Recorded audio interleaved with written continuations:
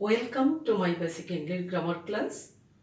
Dear student, I hope you are quite well. Today I will discuss with right form of verb. Dear learners, right forms of verb গ্রামারের অত্যন্ত গুরুত্বপূর্ণ একটি topic বা আলোচ্য বিষয়।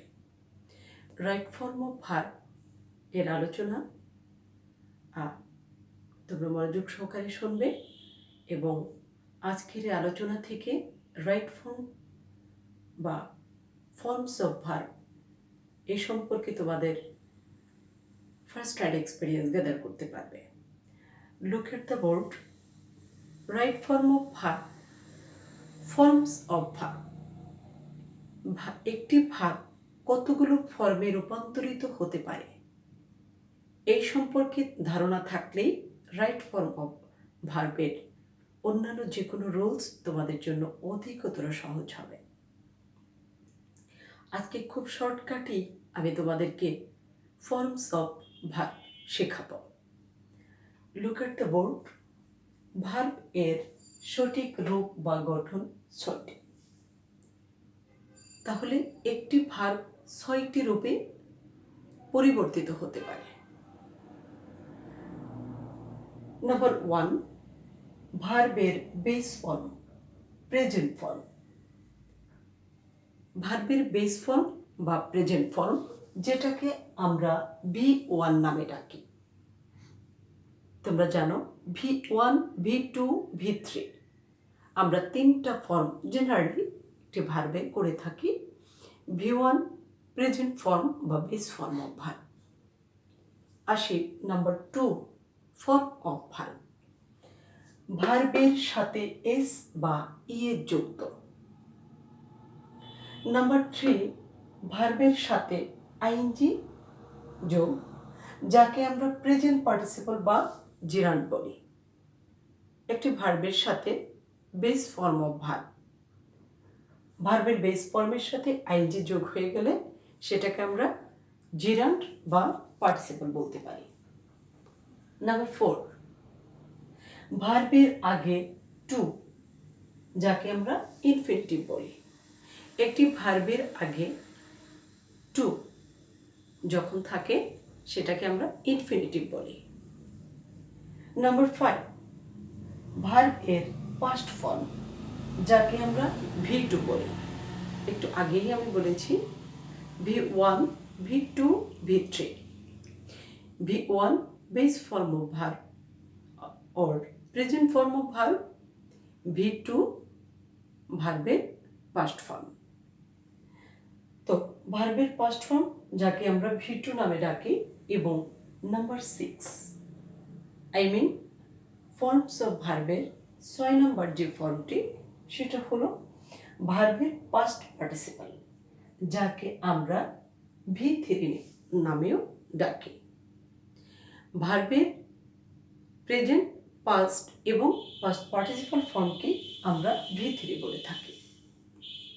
Dear learners, একটি verb দিয়ে আমি প্র্যাকটিক্যাল উদাহরণের মাধ্যমে 6টি রূপের প্রয়োগ বোর্ডে দেখিয়ে দিচ্ছি। Look at the board. গো।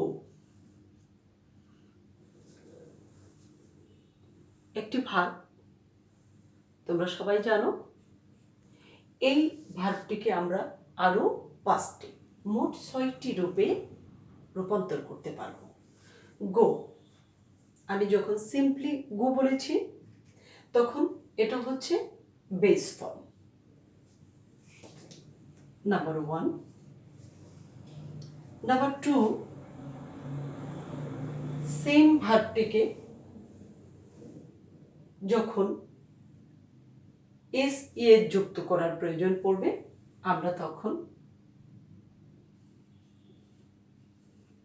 গো এ ভার্বের সাথে ই এর যোগ হয়ে গেল গোজ। নাম্বার 3, ভার্বের সাথে আইএনজি যোগ, প্রেজেন্ট পার্টিসিপল বা জেরান্ড করতে গেলে যখন আমরা গো এ ভার্বের সাথে আইএনজি যোগ করব, হয়ে গেল প্রেজেন্ট পার্টিসিপল বা জেরান্ড। এরপর একই ভার্বের আগে যখন টু ব্যবহার করব, এটাকে আমরা বলবো ইনফিনিটিভ, টু প্লাস ভার্বের বেস ফর্ম। এরপর ভার্বের পাস্ট ফর্ম গো, এই ভার্বটি পাস্ট ফর্মে রূপান্তর হয় ওয়েন্ট। গো এর পাস্ট ফর্ম V2 ওয়েন্ট। আরও একটি ফর্ম রয়েছে, সেটা হলো পাস্ট পার্টিসিপল বা V3। নাম্বার 6 গন। ডিয়ার লার্নার্স, উপরের 6টি স্ট্রাকচার এবং একটি প্র্যাকটিক্যাল এক্সাম্পল থেকে তোমরা রাইট ফর্ম অফ ভার্বের 6টি রূপ বা ফর্ম বুঝতে পারলে। এই একটি ভার্বকে আমরা 6টি রূপে রূপান্তর করতে পারি। এভাবে প্রত্যেকটি ভার্বকেই এই 6টি রূপে রূপান্তর করা সম্ভব। রাইট ফর্ম অফ ভার্ব এর বিস্তারিত জানতে হলে এই 6টি গঠন বা ফর্ম তোমাকে অবশ্যই জানতে হবে। এভাবেই ভার্বের রাইট ফর্ম অফ ভার্বের আলোচনা আরও বিস্তারিত আমি করে যাব। তো 6টি ফর্মের আজকের এই ক্লাসের শেষে ভার্বের ফর্মগুলো ভালোভাবে জানতে পারলে, এটা প্র্যাকটিস করলে রাইট ফর্ম অফ ভার্বের বাকি ক্লাসগুলো তোমাদের কাছে অনেক এনজয়েবল লাগবে আমার দৃঢ় বিশ্বাস। আজকের আলোচনা থেকে রাইট ফর্মের শর্টকাট ফর্মস অফ ভার্ব তোমরা জানতে পারলে।